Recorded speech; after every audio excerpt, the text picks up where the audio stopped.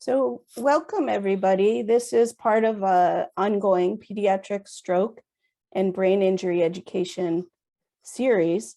And today we're delighted to have guests from Italy, from Milan, and from Toronto, Ontario, talking about MirrorHR, an epilepsy research kit. And you'll hear much more about that as we go. And I'm just going to introduce the series a little bit. We are coming to you from the Boston area and support families with stroke from birth or in utero all the way through the lifespan.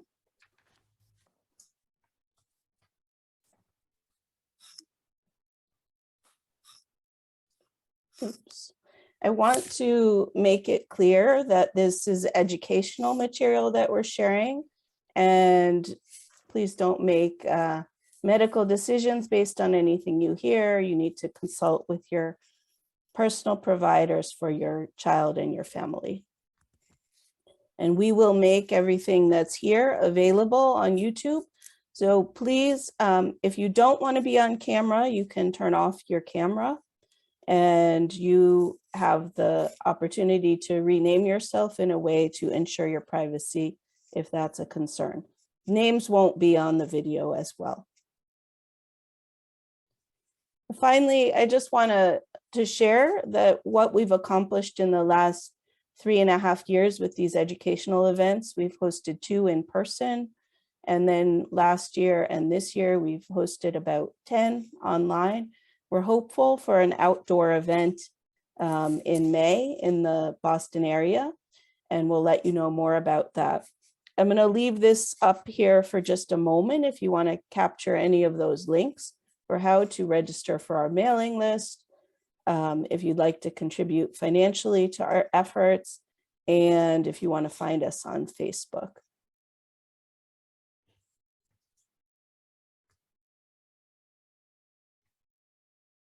This part, I'm fine if you want to take a picture of those links, and I'll give it another second, and then I will stop sharing and turn it over to Roberto. Malik is starting, right?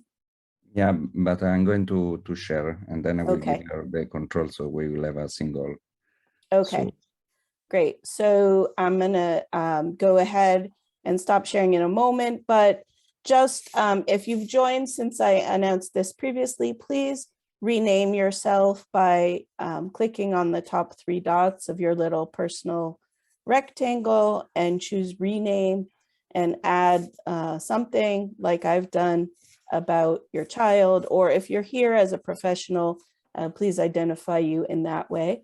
We'll take questions you can put questions in the chat, and we'll call on you during the Q&A period to ask them out loud if you're comfortable doing so. And it helps to do that, to know if I'm calling on a parent or a professional.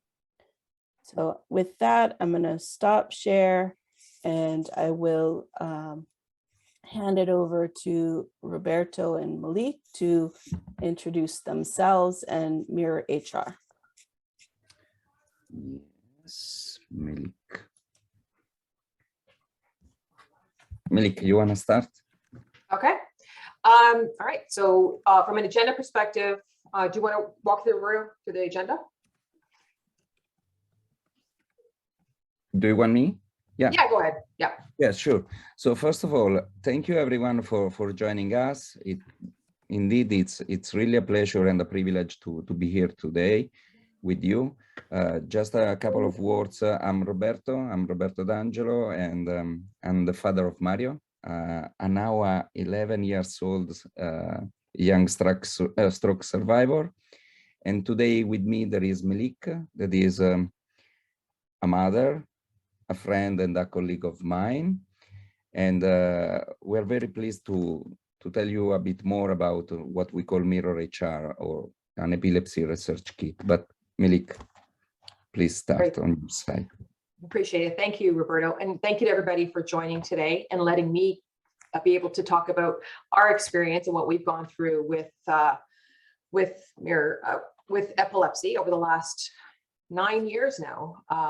Our journey As mentioned, oh, sorry, I'm gonna look here.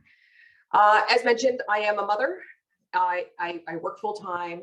I also volunteer. So I sit on the board for Epilepsy Durham Region, as well as I work with the Canadian Epilepsy Alliance, as well as the Epilepsy Ontario. So I'm very active in the epilepsy community here in Canada, especially in Ontario, because I have found that through those resources, we're able to actually be able to get the information we need, because it's really difficult to be able to find the right information, considering everyone with epilepsy has a different experience with epilepsy and different causes. So the Aiden and I kind of are, we call it our life in numbers. So I've lived my life in numbers for the last 9 years. So with Aiden, he used to have 100 seizures a day, 4 different seizure types. We tried medications. He's been to multiple doctors. We've gone to multiple hospitals, finally ended up at Sick Kids Toronto, which is now his main hospital for care. He's had all of the tests that you could possibly have in imaging. So all the MRIs, the PET scans, the EEGs, the EKGs, the overnight stays. He's also been diagnosed with SUDEP, which is that sudden unexplained death from epilepsy. So they say that because he stops breathing when he sleeps, he's at risk for having, or from passing due to epilepsy or from the seizure. So when everyone talks about epilepsy, they talk about what's happening with the child, but there's a lot more to than just what's happening to Aiden and what he's going through. This affects his whole life. So it's affected our life. We have, so I'm married, my husband and I work in IT. We also have a daughter who's 16. So she's kind of followed through with us. So epilepsy affects not just the child, it actually affects the whole family. So we've had to make a lot of sacrifices and adjustments in our lifestyle to kind of support Aiden and what he's going through. So here's some pictures of Aiden, of course, from all the multiple procedures that he's had over the years. And the interesting one here, this EEG this is during when he was having the stereo EEG, where they actually put the rods into the brain. He had 14 rods placed into the brain for 10 days to see if we can localize where the seizures are happening. And they found that this is his scan, his EEG scan from when he's sleeping. So Aiden typically seizes when he sleeps at night. He's fine when he's awake. They all come when he's sleeping. So whether that be napping during the day or at night. So we can see it's pretty, his brain's pretty active when he sleeps. So again, few adjustments that we've made is he's been sleeping with me for the last 8 years. Now that of course comes with a lot of problems. He's 13 now, turning 14, wants to be on his own, obviously. So what we did was I was kind of in a mad rush to figure out, okay, what do I do from a monitoring perspective? Oops, got too far. Roberto, can you go back? For some reason, won't let me go back.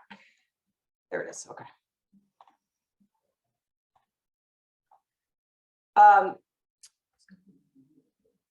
Before I get into kind of how we discovered MirrorHR, want to touch a little bit on what else that Aiden does. So Aiden is a huge ambassador for epilepsy. I talk about how I'm part of the board of directors for a bunch of epilepsy organizations. Aiden is a very active ambassador. And one of the things he's always said is he started very young, wanting to be involved. He goes and he actually he's been on TV several times. He's given interviews around mental health and epilepsy, how his mental health is affected by everything he's gone through over the last few years. His sister has spoken about, and she's also an ambassador, about how epilepsy has affected her and her life. So we try to keep very active. Aiden's tagline, and surprised he came up with this on his own, was, I'm not gonna let epilepsy control me, I wanna control my epilepsy. So that was his tagline, that's what he believes in, and he still believes that to this day. He's still very active in the community. So when I mentioned that I was trying to figure out how can I get some control over our lives, because I work full time, my husband works full time, our kids go to school. Aiden's changed school a few times because he's had issues around all the side effects from the medication, as well as some of the scarring in the brain due to seizures causing executive functioning issues. So some of the schools here in Ontario had a hard time dealing with Aiden, or because he has that, what they call an invisible disease. So the teacher looks at him and goes, oh, the kid's normal. So he's just acting out, or he's being belligerent. And those are the words they've used to describe Aiden over the years, which has been really frustrating as a parent, because we know based on some of the neuropsych assessments that they did, that's not that. He's not being belligerent. He's not doing this on purpose.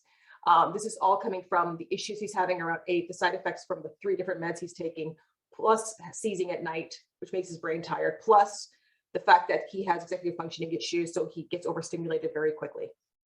So that's a big problem. Work is a problem. we figured we needed something. So I needed one ray of light in my life. So when I was going through my toughest period of time, I went on, I work at Microsoft, I went on the hackathon thinking maybe I could find something from a, some kind of device that can help at least help me manage Aiden's seizures. So whether that be monitoring or alerting something. So when I went on the hackathon page, I found Roberto's page on MirrorHR, and it was exactly what we needed. So I joined the group. They were very well already in it. They developed it. So we started testing on Aiden. And immediately we saw a huge change in his our quality of life, because instead of him sleeping with me and me waking up every 5 minutes to see if he's breathing or not breathing, or if he's seizing, if he's not seizing, we found a device where you can put it on his, and we'll walk through a little bit. I know Roberto will walk you through kind of a demo of it, but it's an Apple Watch we stick on his wrist. I have the Apple phone next to my bed, and it alerts me every time his heart rate reaches a certain threshold. So I set 2 thresholds. One was if his heart rate goes above 120 when he's sleeping, because resting he's typically around 80. If he has a seizure and it hits the 120, I get an alert. So I can go check on him to make sure he hasn't vomited or fell out of bed, or he's it's not an extended epileptus. It's actually that I can check on that. I can record it and then share that with the doctor at a later date. So I can see what time it happened.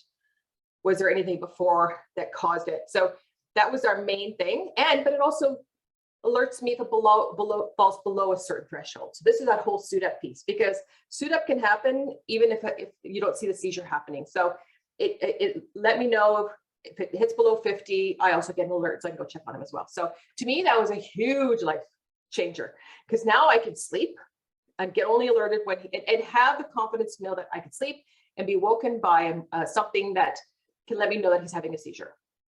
So that's how we got involved. Aiden and I got involved in the whole MirrorHR.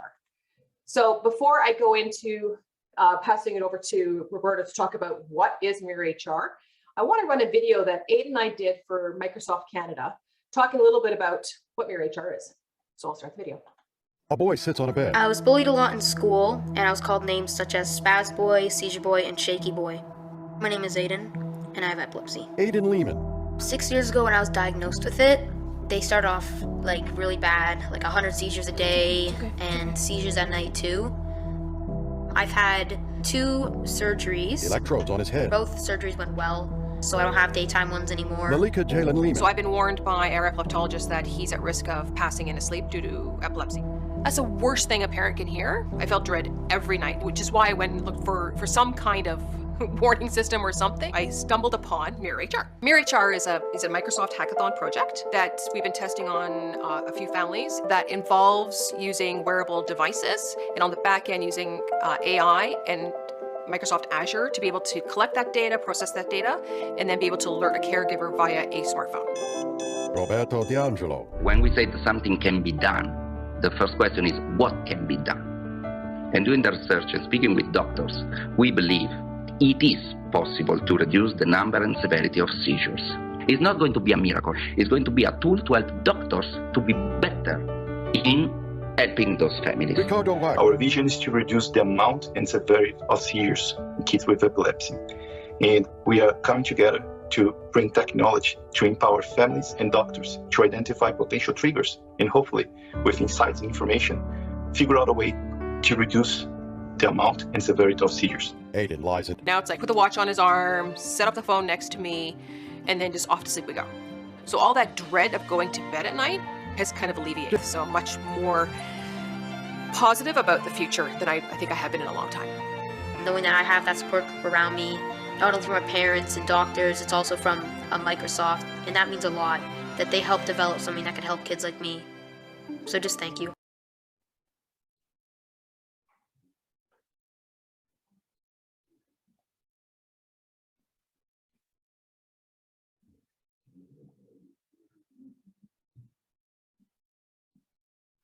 Over to you, Roberto, to talk a little bit more about demo on MirrorHR. It's strange because I mean I know Malik for a while, but every time it's strange. Anyway, let me try to move forward. So first of all, as I said, I'm Roberto. I'm a father. I'm a father of this small boy in the middle that you can see called Mario. And Mario has been born in 2011, and when he was born, he suffered a perinatal stroke. So basically 40% of his brain has gone, as I assume most of the people here is aware of.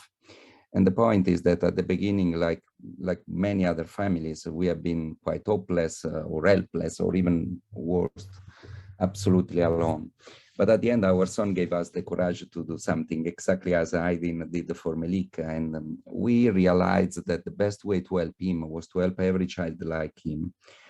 We will go back on this sentence because I want really to reinforce this. But long story short, we decided to fight the stroke. And that's where we created a foundation called Fight the Stroke. We have been doing many things, but as Melik said, the reality is that the biggest elephant in our life was elephant. I mean, don't take me wrong, we are all on the same page. I mean, cerebral palsy is hard. There are motor issues, there are cognitive issues, there are tons of complications, but really what was killing us was epilepsy. I still remember that we didn't sleep for a couple of years, basically. In 2 years, we had to run to the emergency room something like 25 times. But one day, actually, one night, it was really too much. I mean, we were completely destroyed, and everyone was saying, no, no, no, nothing is possible. We tested every kind of device. We tested everything that was available. It was a mess, honestly. Now, don't take me wrong.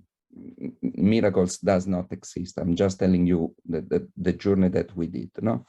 But then one day, actually what happened, it happened that he had a seizure. We were in the ambulance, and by chance I was playing at the time with an Apple Watch, and he was wearing the Apple Watch. By chance, I still remember, I was keeping him, of course, you know, near me. And then I noticed that in the ambulance, the machine that was reading his heartbeat was aligned with the Apple Watch. And this is where I started to say, hey, hold on, maybe there is something. And of course, I noticed that his heart was going crazy. That was an intuition that gave us enough courage to say, let's try something. Let's try to dig in. Let's try to talk with doctors. And you know what? We found that the intuition was good, in the meaning that, you know, epilepsy is extremely complex, but in this complexity, we found two things. The first is that in 70% of the people, so not 100%, okay, between parents, but in 70% of the people, one of the first things that happens when there is a seizure is a spike in the heartbeat. And this was interesting because, you know, measuring an heartbeat today is cheap. An Apple Watch at the end is now becoming cheaper and cheaper, and it's reliable. And somewhere we have to start. I'm not saying that is the only device that can do this, but somewhere you have to start, you know. And we started from this, and we started to develop exactly what Melik said. And we said, what if we could have an alarm, but not a black box, not a magic box, not a something that might tell us something that we don't understand, as many devices were doing.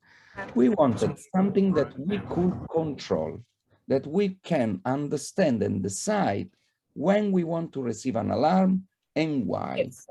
And this was important, even to take back a bit of control on our life. And this is where it started.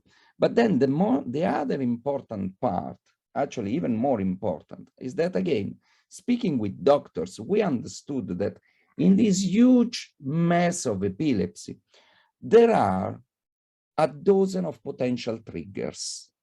And again, talking with doctors, we asked them, but how is that you help families? And they told us something very simple. And they said, we need to understand, given a seizure, what happened, so that he could have increased the probability of a seizure. And those two things are at the roots of what we have done. Very fast, then we have been lucky to be in a company where, you know, accessibility is extremely important. And there was this amazing project called the Microsoft Hackathon. The Microsoft Hackathon is the largest hackathon in the world. It's something like 40,000 engineers every year doing anything that can be a technical challenge. And we have been able, thanks God, to put in place an amazing team. And an amazing team where most people, a lot of people also had disabilities. So was not a team of people in love with technology. It was a team of people in love with solving the problem. And I think this was the key. Was the key that gave us the chance to win the hackathon.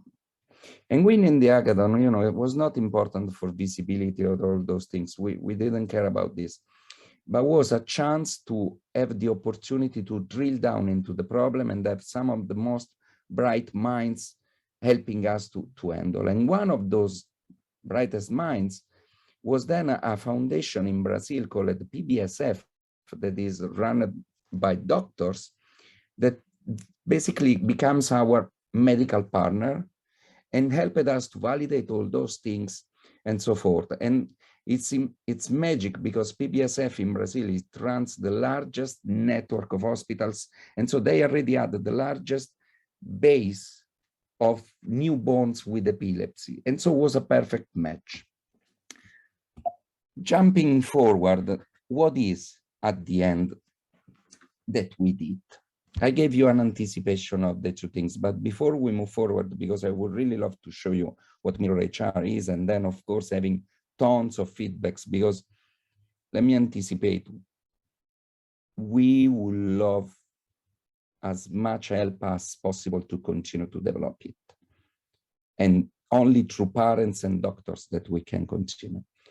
Anyway, in this slide, you can see a seizure of Mario, actually, because it's from 2 years ago. And what I want to point to you is that on the first side, on the left side, it was his sleep. While he was sleeping, you see his heartbeat usually is 80, 82. And then on the left side of the slide, in red, it was a seizure length for hours. Now, it's still hard for me, but at that time, it was the beginning, and I will say as idiots, we didn't believe that it was a seizure, and we didn't take an immediate action. The result is that we had to run to the emergency room. The result is that he was 4 hours under trying to control him. On the right side is still a seizure, but the scale is minutes. You still see the red, but what is the difference between the left side and the right side? Is that on the right side, we took an action immediately as we got the alarm. And this helped us to do two things. The first, to intervene immediately, to avoid the emergency room, and not less important, to reduce the stress and the trauma on him. This has been done 2 years ago. Where we are as today, and here, if technology will allow me, because it's funny, but I was not an expert on Zoom, I will love to show you MirrorHR in real, first in a simulation and then in real. Can you confirm, Mara, can you confirm, can you see the, it's a simulator of an iPhone? Yes, I see the phone and the watch. Okay. So my idea is to show you two things. The first is MirrorHR as it is when it's almost empty and since the beginning, so that you can see it in English. And then I want to show you our MirrorHR, how we use it, because also some of the things cannot be visible in a simulation. So MirrorHR, as I said, is an application. It runs on an iPhone. For now, only on an iPhone, because somewhere you have to start. And it can work as a diary alone, just on the iPhone. But if you also have an Apple Watch, is where you can enable the real-time monitoring. When he started, it has a basic onboarding that helps families to set up the few parameters that he needs. And of course, I mean, I didn't resist. This is Mario that is giving a welcome, and this is grateful for anyone who wants to join the fight of epilepsy. There is a disclaimer because we are starting now the process of certification as a medical device, but you know, it might take time. But so far we are grateful that already we have hundreds of families using it from around the globe that are providing feedback. Okay, what's new is not for today. There are, of course, he will ask some permissions, like you need to be able to read the health data, to allow the microphone, the camera, and I will show you later why. It asks you if you have an Apple Watch or not. In case you don't have it, it will skip some of the parameters. Of course, it asks the name and the weight, because you know, weight is important to have at the fingertip every time that you need to talk with the doctor and eventually change the medications. And it restarts some of the features that are available in case you have the Apple Watch. For example, we notice that, again, talking with doctors, and you might believe it or not, but it's true, that 30–35% of seizures happens because we as a parent, sometimes we forget to give the medications. It's not that we are stupid, but you know, the level of stress might be so high that it might happen. So one of the features that parents asked us was a medication reminder. And of course, is there too, so that we don't miss any time a medication. Then there is, as Melik, hey, ciao, Aiden. And then there is, as Melik said, the opportunity to set up two kinds of alarms. The first is when the heartbeat goes lower than a threshold. Melik said that she put around 50, but here you can decide, as you can see. And an alarm when the heartbeat goes above a threshold. Here, what is important is that we believe that no one understands better what those thresholds should be rather than the parents and the doctors. Absolutely, we avoided to create, you know, any kind of fancy machine that is telling you what these values should be. Only the parents and the doctors can know those values, and that's why we make it easy just to customize them. Then, and this is a bit technical, but you know, having an alarm with the modern mobile phone is not so easy, because especially at night, the phone goes in sleep mode. Someone put do not disturb. So thanks God that Apple gave us a special entitlement that enables us to use the same alarm that is used for earthquakes. It means it will wake you up. There is no way that you cannot hear the alarm, even if the phone is in background or whatever it is. And you can choose the sound, because someone wants a bit more stronger, someone wants a bit more gentle, but it's again up to you. Also, you know, those devices might disconnect sometimes. It depends how far the watch and the phone are. Sometimes the kids are sleeping in strange positions. And so it might happen that, you know, or the battery of the watch goes down.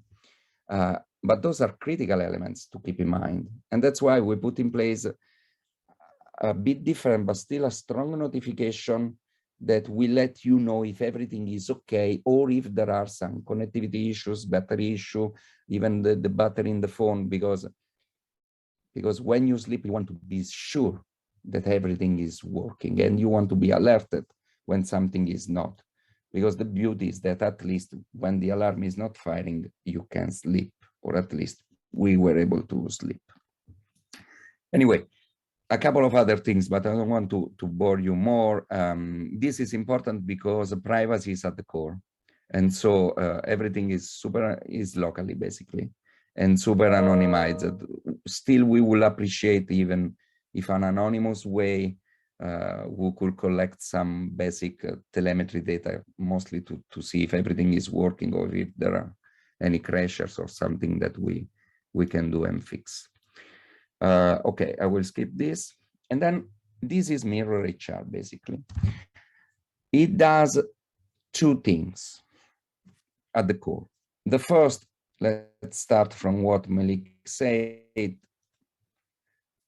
It has a real-time monitoring. Now the simulator is low because it's on the PC, but it has a real-time monitoring that every 4 seconds is telling you where the heart is, what is the BPM, what is the current status, every 4 seconds. And it's reliable because it is reliable.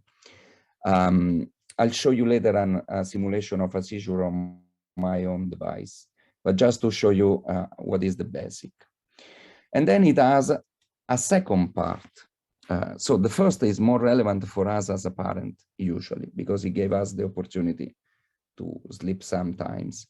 But the second part is super important for doctors, because as I said, for doctors, what is important is, given a seizure, what happened so that it could have increased the probability of a seizure. And talking with hundreds of families and parents, we found that everyone was trying to do something. A diary. We found parents who keep a diary on paper, parents who keep a diary on Excel. But at the end, it's hard to keep this diary, and every time it's easy to forget something. So we believe that instead, having those two things connected, one can incentivize the others. Usually what happens is that, especially at night, when kids are going to sleep and parents want to start the real-time monitoring, is the perfect moment to track what happened during the day. And here we found also that, you know, thanks to the doctors, we identified what are the biggest triggers or potential issues or symptoms. And it's becoming a kind of checklist of things that we want to record. And this has been done in a way that we call frictionless. Frictionless, it means that, you know, we all live in a high level of stress. That's why technology should help us and not the opposite. And here the idea is simply to, in 1 second, to remember, for example, I don't know, today I had dizziness or a bit of fever. In case of fever, I can add, no, 45, no. I can add the number, but otherwise it's just 1 click. And then later on the real device, I'll show you also another idea that is called the video diary. But it's immediate, and that's enough. The key point is, let's record, let's remember everything. Because then, when we go looking back or talking with doctors, here is where the insight are coming and help us. And because every event has been or recorded manually or with some artificial intelligence will help us to detect more elements, all those things, but we have the opportunity to never forget anything. And you might say, again, why this is important? This is crucial to enable the doctors to be better at helping us.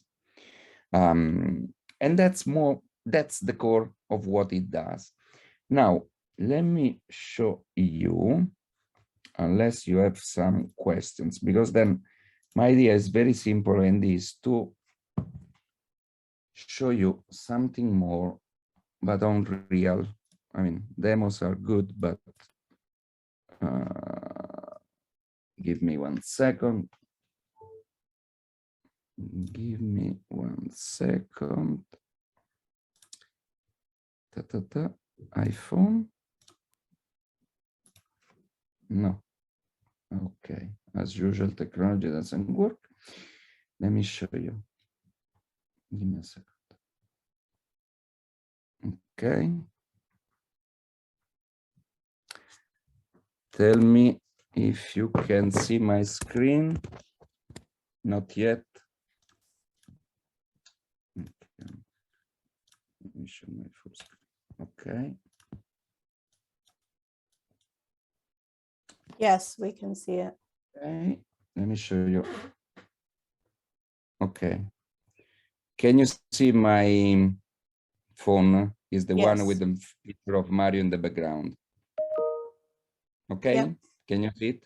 Okay. So let me show a real one. This is our I mean, actually, this is my earth. As you can see, I'm quite a bit excited, a bit nervous, but not so much. Yes, okay, now I'm a bit more nervous, but that's fine. Let me show you how to simulate a seizure. So for example, let's assume that I want an alarm. How much it was my heartbeat is okay, 90. When it goes above 90, and I want it happens immediately, because you know sometimes at night those kids are dreaming, and it might be okay even if the heartbeat goes up. That's why we have a bit of buffer, no? And I say, okay, I want an alarm when it's higher than 90. Immediately it fired. Now you cannot hear because remotely you don't hear, but otherwise you will have heard a strong, very strong sound. And here is the basic of the things that you might need to handle the things. What it means. When a seizure happens, you should not take care of the application. You should take care of the kids. And that's why the application is just doing the basic things. It records when it started, it records why it started, it records and is telling you how long it's going. You see on the right, now is almost 1 minute.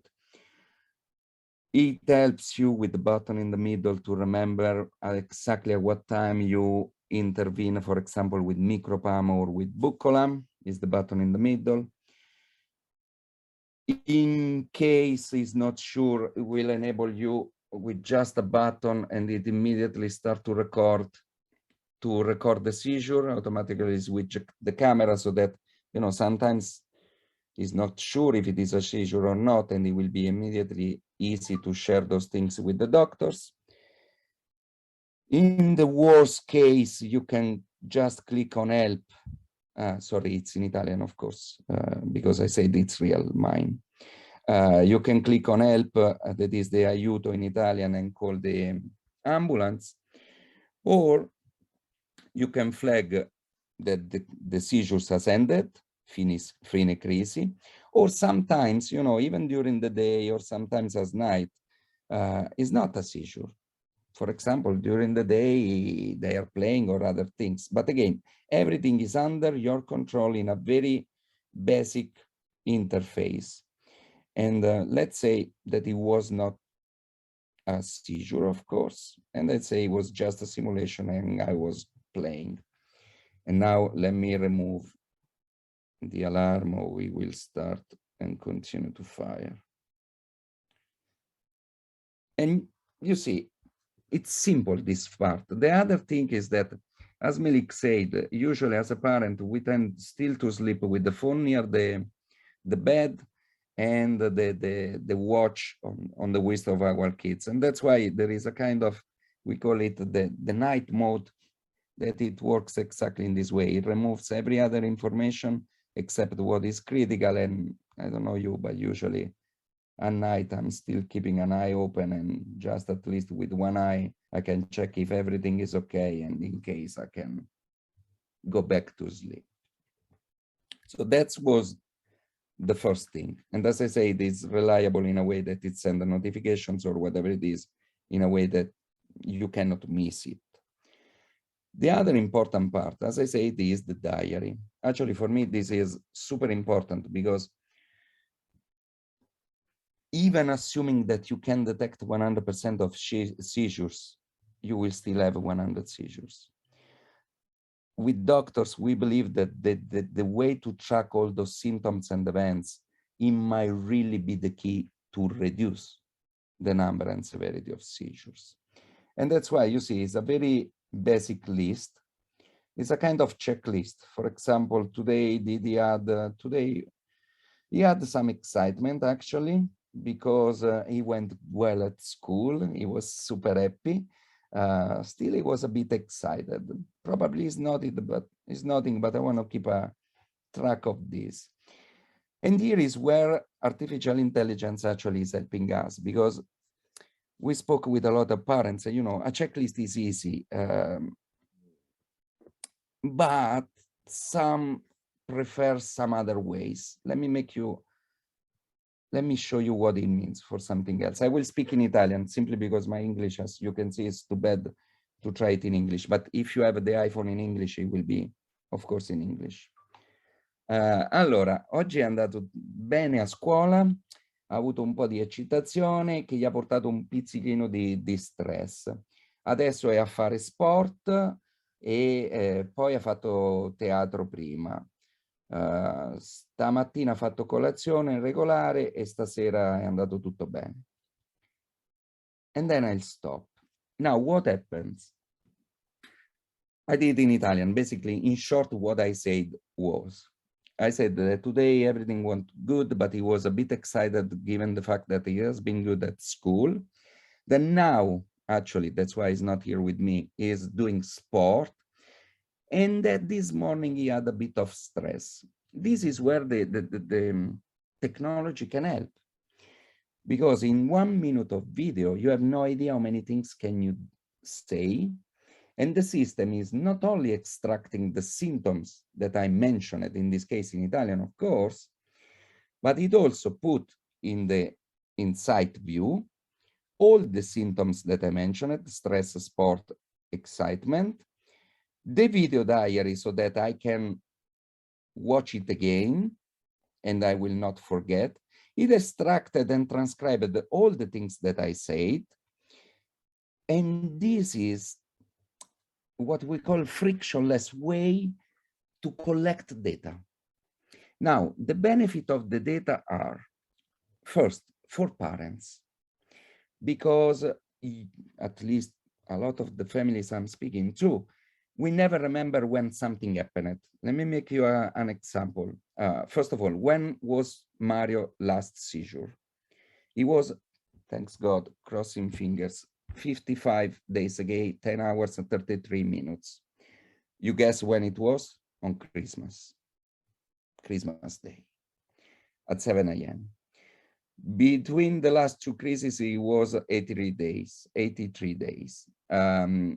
Few days ago, we went to have the COVID vaccine, the second shot, and of course, I cannot remember when it was the first shot. But then, thanks to the diary, I know that it was December 27, exactly 53 days ago. Medications. Are we taking medications? Yes, absolutely regularly. I know that every day we take medication at morning at around 8 a.m. or at the evening, even if yesterday you see, no, when it was 2 days ago, we took it a bit later at 9:34 rather than at 9, but okay, it was okay. The real-time monitoring, for example, tonight he slept 10 hours, 11 minutes, very good. The heartbeat was between 74 and 132, okay.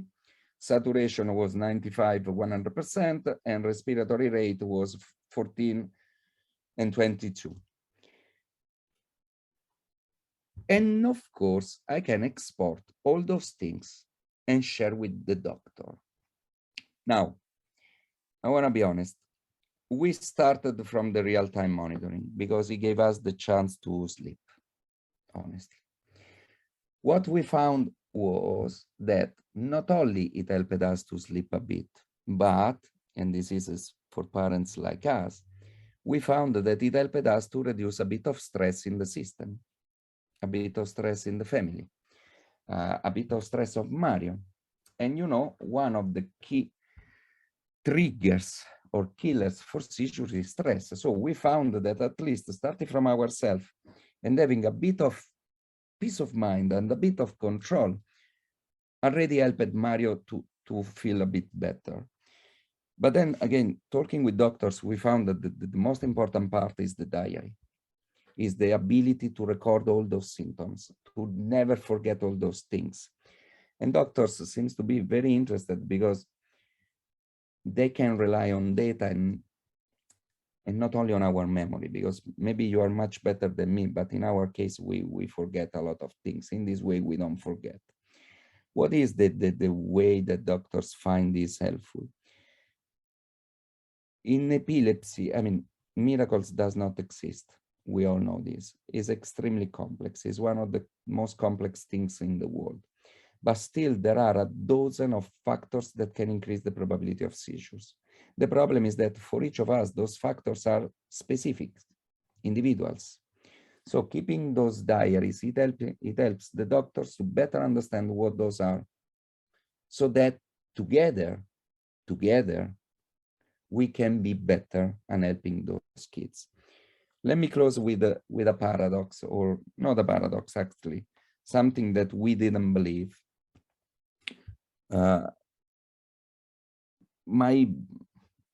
Maybe you will smile, but my biggest enemy is actually Santa Claus. It's Christmas. Because at Christmas, every year, Mario goes so excited between Christmas, between you know, the excitement, the gift. At the beginning, we didn't understand, and there is the last day of the year, and you know, it was a continuous change on routines. It was a continuous excitement, all those things, and that's why in the last few years, every Christmas it was a disaster for us. He always had a seizure, even multiple times. At the beginning, we believed that it was us, only us, and we believed that we are crazy. But then, thanks to the data, we realized that first, we were not the only family. Second, we started to understand those things. So, for example, we started to work on the food. We started to be more precise on routines. We started to anticipate the gift. We started to mitigate the things. We didn't remove, of course, the excitement of Santa Claus, but we become a bit more strict in the routines. And this helps. And like us, we start to see many families across the globe that are having a better conversation with the doctors, are starting to have more insights, and some of them are changing a bit their behaviors to better adapt to do those things. So that's what I wanted to show. I think I speak a lot as usual, but I would love any question or any feedback. I want to just show you, before I stop, one last slide, if I can, because it's truly important for me. And this slide is this one. I don't know if it was clear, but at the end, what we really believe, and this is full credit to Mario, we really believe that the best way to help Mario, our son, is to help every child like him. That's why we love the alliance of Malik, Aydin, and all the other families that are helping us, because you know, epilepsy is challenging. It's complex, and we understand that alone no one can do anything, but together we can do something. Or at least so far, we believe we started to do something. And of course, it's just the beginning. But what I would love to ask is really, if you think that this might be interesting, if you think that it can help you, let's help each other. We are looking for parents like Malik that will help us to make it better. Thanks to the feedbacks, we improved a lot, we changed a lot. We would love to have feedbacks. We would love to have you joining this effort of fighting the epilepsy. So thank you very much. And Mara, let me know, but I would love to have a conversation. And of course, if there is any question or feedback, I would really love to